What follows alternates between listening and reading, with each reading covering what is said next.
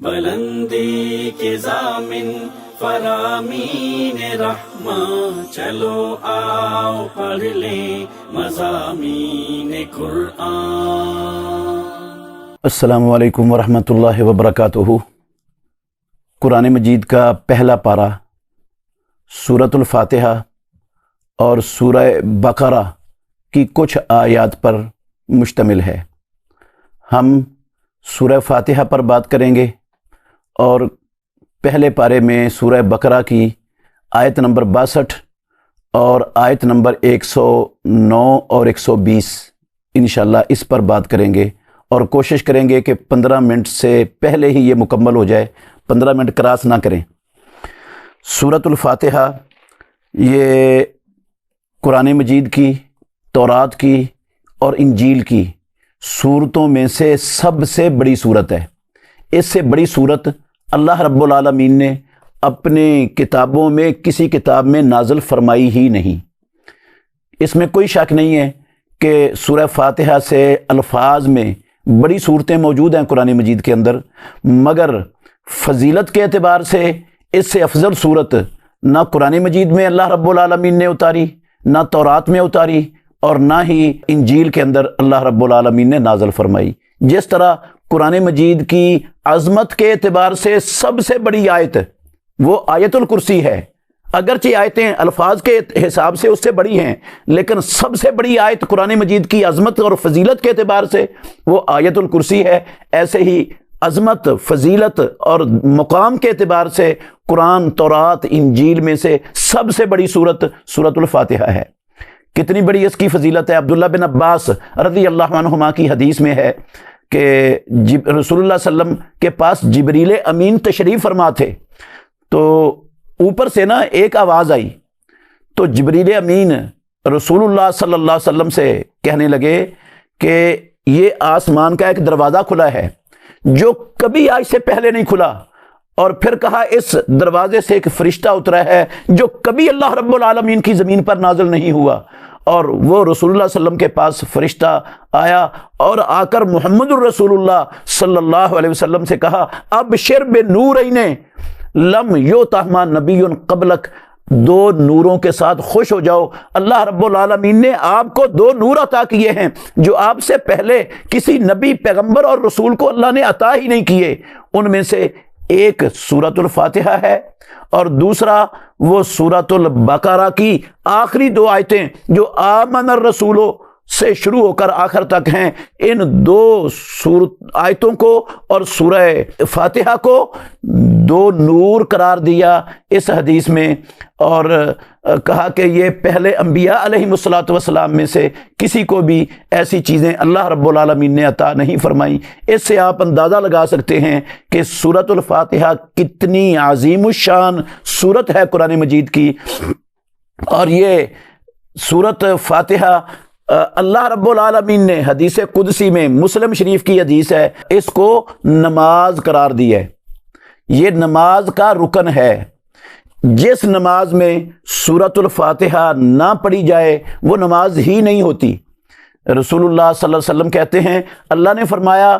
کہ قسمت الصلاۃ بینی و بین عبدی نصفین، میں نے نماز کو اپنے اور اپنے بندوں کے درمیان دو نصفوں کے اندر تقسیم کر دیا ہے۔ جب بندہ کہتا ہے الحمدللہ رب العالمین تو اللہ کہتے ہیں حمدنی عبدی، میرے بندے نے میری تعریف کی، اور جب پڑھتا ہے الرحمن الرحیم تو اللہ کہتے ہیں اثنا علی عبدی، میرے بندے نے میری ثنا کی، اور جب پڑھتا ہے مالک یوم الدین تو اللہ رب العالمین کہتے ہیں مجدنی عبدی، میرے بندے نے میری بزرگی بیان فرمائی، اور جب کہتا ہے ایاک نعبد و ایاک نستعین تو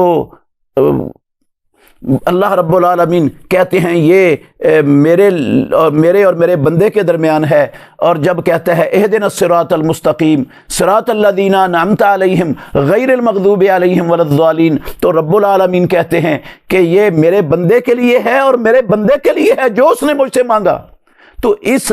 حدیث میں امام الانبیاء بیان کرتے ہیں کہ رب العالمین نے سورہ فاتحہ کو نماز قرار دیا ہے، اور نماز اللہ نے تقسیم کر دی ہے۔ یہ نماز کا سب سے بڑا رکن ہے۔ جس نماز میں چاہے وہ فرض ہے، چاہے وہ نفل ہے، چاہے وہ سری ہے، چاہے جہری ہے، چاہے مقتدی کی ہے، چاہے امام کی ہے، وہ فاتحہ کے بغیر نہیں ہوتی۔ جس طرح کہ صحیح بخاری شریف کے اندر امام بخاری رحمۃ اللہ علیہ حدیث لائے ہیں عبادہ بن صامت رضی اللہ عنہ سے کہ رسول مکرم صلی اللہ علیہ وسلم نے فرمایا لا صلاۃ لمن لم یقرأ بفاتحۃ الکتاب، جس نے فاتحۃ الکتاب نہ پڑھی اس شخص کی نماز نہیں ہے۔ فاتحہ کے بارے میں اور بھی بہت سی فضیلت والی احادیث ہیں۔ رسول مکرم صلی اللہ علیہ وآلہ وسلم کے ایک صحابی مسلمان ہوئے تو جب واپس جا رہے تھے نا، انہوں نے دیکھا ایک شخص کو باندھا ہوا ہے اور وہ پاگل ہے۔ اس پر انہوں نے سورہ فاتحہ پڑھی، اللہ رب العالمین نے اس کو شفا عطا فرما دی اور وہ بالکل تندرست ہو گیا۔ ایسی عظیم الشان یہ دم بھی ہے اور یہ دعا بھی ہے اور یہ برکت بھی ہے اللہ رب العالمین کی طرف سے۔ تو سورۃ الفاتحہ کی ایک آیت ایاک نعبد و ایاک نستعین، اس میں اللہ رب العالمین نے پروردگار کی صرف اللہ کی عبادت کرنے کی تعلیم دینے کا اقرار کرنے کی ترغیب دی ہے کہ بندے یہ اللہ رب العالمین سے کہیں یا اللہ ہم تیری عبادت میں مخلوقات میں سے کسی کو شریک ٹھہراتے ہی نہیں، صرف خاص اور خاص تیری ہی عبادت کرتے ہیں اور خالص تجھ سے ہی مدد مانگتے ہیں۔ تو اللہ رب العالمین کی عبادت میں اگر کوئی انسان اللہ کی مخلوقات میں سے کسی کو شریک بنا دیتا ہے تو پھر وہ جو اقرار کرتا ہے رب العالمین کے سامنے، اس اقرار کو اپنے عمل کے ساتھ توڑ دیتا ہے، اپنی زبان کے ساتھ بھی توڑ دیتا ہے۔ اگر وہ کسی اور کو بھی رب العالمین کی عبادت میں شریک کرتا ہے تو اللہ کی عبادت میں شرک کیسے ہوتا ہے؟ بس چند لفظوں میں آپ کو بتا رہا ہوں۔ اللہ کی ذات میں،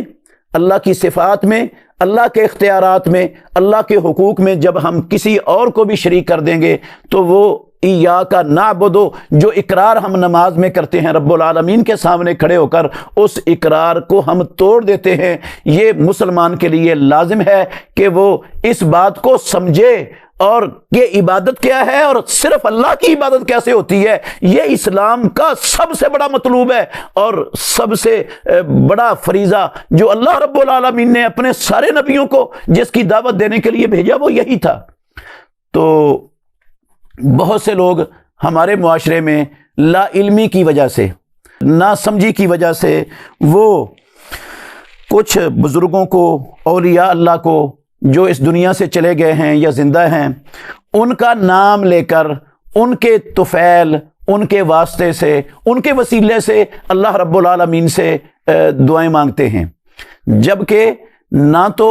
کسی کے صدقے، کسی کے عزت کے، حرمت کے واسطے سے، طفیل سے، وسیلے سے دعا مانگنا نہ اللہ نے قرآن مجید میں سکھائی ہے، نہ امام الانبیاء محمد الرسول اللہ صلی اللہ علیہ وسلم کی حدیث میں اس کا نام و نشان ہے، نہ اللہ کے نبی نے کی ہے، نہ پیارے پیغمبر نے سکھائی ہے، نہ امام الانبیاء کے صحابہ میں سے کسی صحابی نے کسی کی حرمت کا، عزت کا، مقام کا، شان کا واسطہ دے کر وسیلے سے، طفیل سے، صدقے سے دعا نہیں مانگی۔ تو اگر کوئی شخص مسلمان کلمہ پڑھنے والا وہ کسی کے وسیلے سے دعا مانگتا ہے اور یہ سمجھتا ہے کہ جب ان اللہ کے نیک بندے، بزرگوں اور اولیاء اللہ کے واسطے سے اللہ سے مانگا جائے تو پھر اللہ رب العالمین سے یہ لوگ منوا لیتے ہیں وہ بات کو، تو یہ شرک کے زمرے میں آ جاتا ہے۔ اور اگر یہ عقیدہ نہ ہو، صرف ویسے ہی مانگے، تو یہ بدعت کے زمرے میں آتا ہے۔ شرک اور بدعت دونوں سے بچنا مسلمان پر فرض ہے، لازم ہے، ورنہ ساری زندگی کے نیک اعمال ضائع اور برباد ہونے اللہ رب العالمین نے وعید سنائی ہے قرآن مجید کے اندر۔ تو مسلمان پر لازم ہے کہ وہ اگر انہوں نے وسیلہ اختیار کرنا ہے نا تو 3 چیزوں کا وسیلہ اسلام میں اس کی گنجائش ہے۔ ایک ہے اللہ رب العالمین کے نام اور اللہ کی صفات کا صدقہ، واسطہ، طفیل اور وسیلہ ڈال کر اللہ سے مانگنا، جس طرح رسول اللہ صلی اللہ علیہ وسلم ہمیشہ آپ کی ساری دعائیں دیکھیں وہ اللہ کی قدرت کا، اللہ کے علم کا، اللہ کی بے شمار صفات کا واسطہ دے کر اللہ سے مانگا کرتے تھے۔ اور قرآن مجید میں رب العالمین نے کہا ہے کہ اللہ اکبر وللہ الاسماء الحسنی فدعوہ بہا، اللہ کے اچھے نام ہیں، ان اللہ کو اچھے ناموں کا واسطہ دے کر اللہ سے مانگو۔ اور دوسری چیز ہے جس کا وسیلہ ڈالنا اسلام کے اندر جائز ہے، وہ ہے انسان کے اپنے نیک عمل جو اس نے اللہ رب العالمین کو راضی کرنے کے لیے نبی کے طریقے کے مطابق کیے تھے، اس پر وہ اللہ رب العالمین کو خوش کرنے کے لیے جو کیے ہیں ان کا وسیلہ دے کر مانگے۔ جس طرح وہ 3 بندے جو غار میں داخل ہوئے تھے اور انہوں نے اللہ سے دعا کی تھی تو اللہ نے نجات دے دی تھی۔ اور تیسرا ہے نیک متقی زندہ پرہیزگار اللہ کا بندہ، اللہ کا ولی، اس کے پاس جائیں اور اسے دعا کی درخواست کریں، اور وہ آپ کے لیے اللہ رب العالمین سے دعا کرے کہ یا اللہ ان کی یہ مشکل آسان فرما دے، اس کی دعا کو وسیلہ بنائیں۔ اس کے علاوہ اسلام میں کسی وسیلے کی گنجائش نہیں ہے۔ سورہ بقرہ کی 62 نمبر آیت میں اللہ نے فرمایا ان الذین آمنوا والذین ہادوا والنصارى والصابئین من آمن باللہ والیوم الآخر وعمل صالحا فلہم اجرہم عند ربہم ولا خوف علیہم ولا هم یحزنون، یقیناً وہ لوگ جو ایمان لائے اور وہ لوگ جو یہودی ہوئے اور جو نصارہ ہوئے اور جو صابئین ہیں، جو ایمان لایا اللہ پر اور آخرت کے دن پر اور نیک عمل کیے، تو ان کے لیے ان کا اجر ہے ان کے رب کے پاس، اور ان پر کوئی خوف بھی نہیں ہوگا اور وہ غمگین بھی نہیں ہوں گے۔ اس آیت سے بعض لوگ یہ نکالنے کی کوشش کرتے ہیں کہ آج بھی کوئی یہودی، کوئی عیسائی، کوئی صابی اپنے مذہب پر عمل کرے اور نیک عمل کرے تو وہ بھی نجات پا جائے گا، جبکہ یہ بات اس آیت کریمہ کے اندر ہے ہی نہیں۔ یہ بات 100% غلط ہے، کیونکہ محمد الرسول اللہ صلی اللہ علیہ وسلم کو اللہ نے خاتم النبیین بنا کر بھیجا ہے، اور آپ پر جو ہے نا وہ اپنے دین کو مکمل کر دیا، اور آپ کی بعثت کے بعد پچھلے سارے دین ختم ہو گئے۔ اب صرف محمد الرسول اللہ صلی اللہ علیہ وسلم کی اتباع سے نجات ممکن ہے، آپ کی اتباع کو چھوڑیں گے تو نجات ناممکن اور محال ہو جائے گی۔ بے شک سارے نبیوں پر ایمان لائیں، ساری کتابوں پر ایمان لائیں۔ دلیل اس کی یہ ہے کہ اللہ رب العالمین نے قرآن مجید کے اندر ارشاد فرمایا وَمَن يَبْتَغِ غَيْرَ الْإِسْلَامِ دِينًا فَلَن يُقْبَلَ مِنْهُ وَهُوَ فِي الْآخِرَةِ مِنَ الْخَاسِرِينَ، جو دین اسلام کے علاوہ کوئی اور دین تلاش کرے گا وہ ہرگز اس سے قبول نہیں کیا جائے گا، اور آخرت میں وہ گھاٹا اور خسارہ پانے والوں میں سے ہو جائے گا۔ ویسے بھی اگر انسان غور کرے تو تورات کے اندر، انجیل کے اندر، سابقہ آسمانی کتابوں اور صحیفوں کے اندر محمد الرسول اللہ صلی اللہ علیہ وسلم کو نبی ماننے کا صاف صاف اللہ نے حکم دیا ہے، آپ کی اطاعت اور آپ کی اتباع کا حکم دیا ہے۔ تورات میں بھی موجود ہے، انجیل میں بھی موجود ہے۔ تو جو محمد الرسول اللہ صلی اللہ علیہ وسلم کو نبی نہیں مانتا، آپ کی اطاعت اور اتباع نہیں کرتا، وہ نہ تورات کو مانتا ہے نہ انجیل کو مانتا ہے، تو اس کے لیے نجات کہاں سے آ گئی؟ اور امام الانبیاء محمد الرسول اللہ صلی اللہ علیہ وآلہ وسلم فرمایا کرتے تھے والذی نفس محمد بیدہ، او لوگو مجھے محمد الرسول اللہ کو قسم ہے اس ذات کی جس کے ہاتھ میں میری جان ہے، لا یسمع بی من هذه الامت یہودی ولا نصرانی، میری اس امت میں سے میرے متعلق کوئی یہودی اور کوئی عیسائی سنے گا، ثم یموت، پھر وہ مر جائے گا، ولم یؤمن بالذی ارسلت بہ، اور وہ اس پر ایمان نہیں لائے گا جس کے ساتھ مجھے مبعوث کیا گیا ہے، الا کان من اصحاب النار، مگر وہ جہنم والوں میں سے ہو جائے گا۔ اس لیے اس آیت کا ہرگز یہ مطلب نہیں ہے کہ یہودی عیسائی آج کے دور میں اپنے اپنے مذہب پر رہیں اور نیک عمل کریں تو وہ جنت میں چلے جائیں گے۔ نجات پانے کے لیے، جنت میں جانے کے لیے صرف محمد الرسول اللہ کی اتباع لازم ہے، اس کے سوا کوئی چارہ نہیں۔ اور 109 نمبر آیت میں اللہ رب العالمین نے یہودیوں عیسائیوں کا مشن بیان کیا ہے کہ وہ قرآن پر اعتراض کریں گے، نبی پر اعتراض کریں گے، اسلام پر اعتراض کریں گے، اسلام کے خلاف پراپیگنڈا کریں گے۔ ان کا مشن ہی یہ ہے دنیا میں کہ وہ جس طرح ان کی کتابیں ساری دنیا میں معلوم ہے کہ وہ تحریف شدہ ہیں، وہ قرآن کو، حدیث کو تحریف شدہ بنانے کے لیے، مسلمانوں کا اعتماد متزلزل کرنے کے لیے اس طرح کی کوششیں کریں گے۔ تو یہود و نصارہ کے پیچھے 120 نمبر آیت میں اللہ نے کہا وَلَن تَرْضَىٰ عَنْكَ الْيَهُودُ وَلَا النَّصَارَىٰ حَتَّىٰ تَتَّبِعَ مِلَّتَهُمْ، اگر آپ یہودیوں عیسائیوں کی بات مانو گے، ان کے نقشے قدم پر چلو گے، ان کے طریقوں کو اختیار کرو گے اور ان کے سازش کا شکار ہو جاؤ گے، پراپیگنڈے کا، تو پھر وہ آپ سے ہرگز راضی نہیں ہوں گے۔ اس لیے ان کو راضی کرنے کی بجائے ہمیں کتاب و سنت کو سمجھ کر اس کے مطابق اپنی زندگی کو، اپنے عقیدے کو، اپنے عمل کو بنانا چاہیے۔ اللہ ہمیں سمجھنے کی، عمل کرنے کی توفیق عطا فرمائے۔ آخر دعوانا ان الحمد للہ رب العالمین۔